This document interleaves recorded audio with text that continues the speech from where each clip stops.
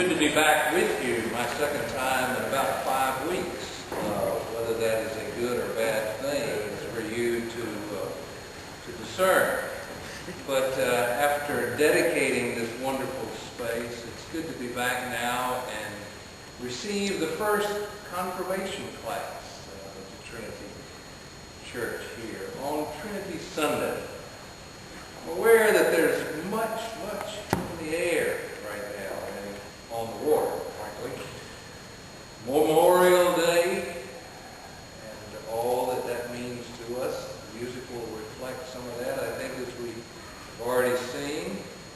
Trinity Sunday, that affirmation of that extraordinary mystery that we can only proclaim and live into, hardly ever to understand.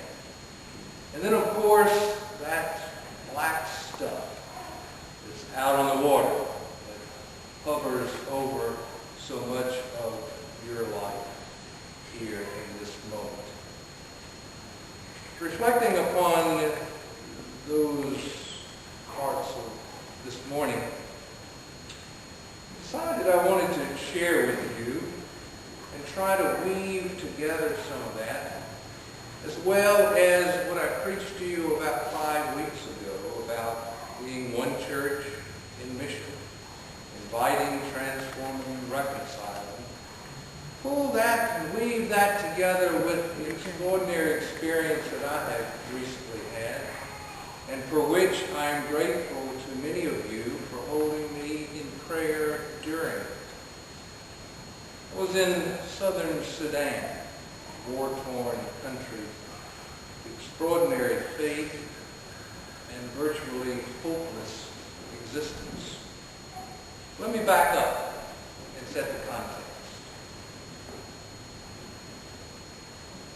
In 2000, shortly after I had been elected your bishop, arriving at the Cathedral of St. Andrew in Jackson, Mississippi, were about 70 young, very tall, thin Sudanese who had been resettled into Jackson as part of a much larger resettlement throughout this country, bringing in young people from this very violent country where the Civil War was raging and where ultimately some 4 million people would be killed.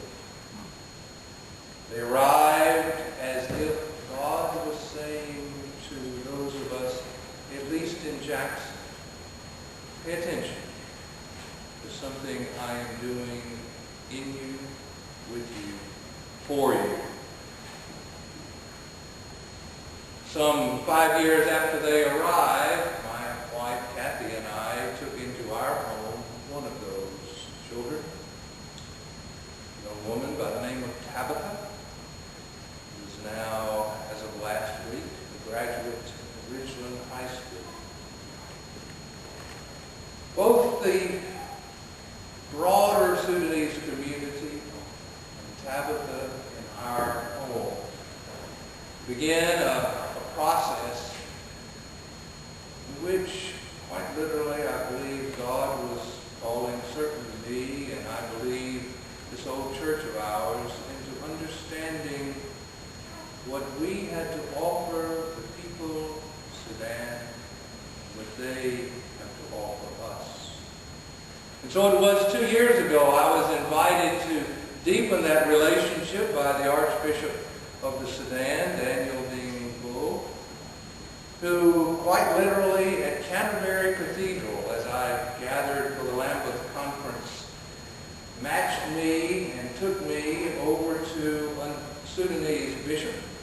And there before the high altar of Canterbury Cathedral said, Bishop Duncan, this is Bishop Ezekiel, you are now partners.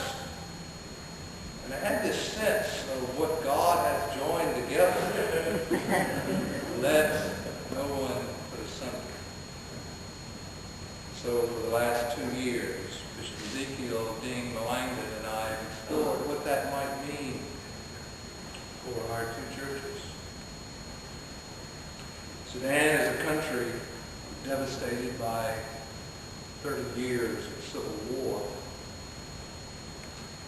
I couldn't help but imagine this weekend, as I returned from Sudan, coming to a place of its own devastation. Sisters and brothers, quite frankly, your recovery is a far bit beyond theirs. This was a country where MiG bombers destroyed communities. While I was there, I came across several of these downed fighter planes, along with some rustic tanks.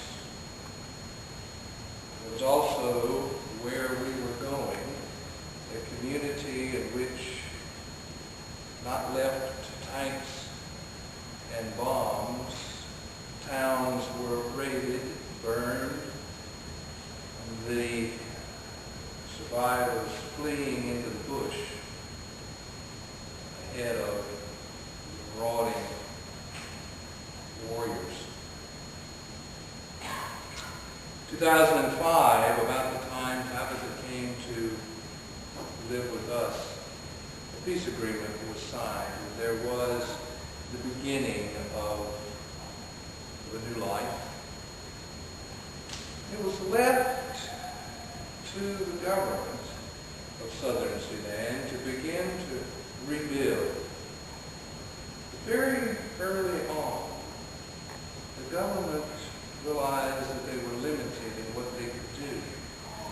And very early on, the church was brought into the process. We need a message of hope.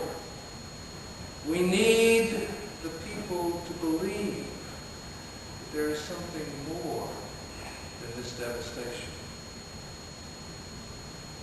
Again, reminded of this part of the coast, as some of your government officials spoke to the church leaders, folks here at Trinity.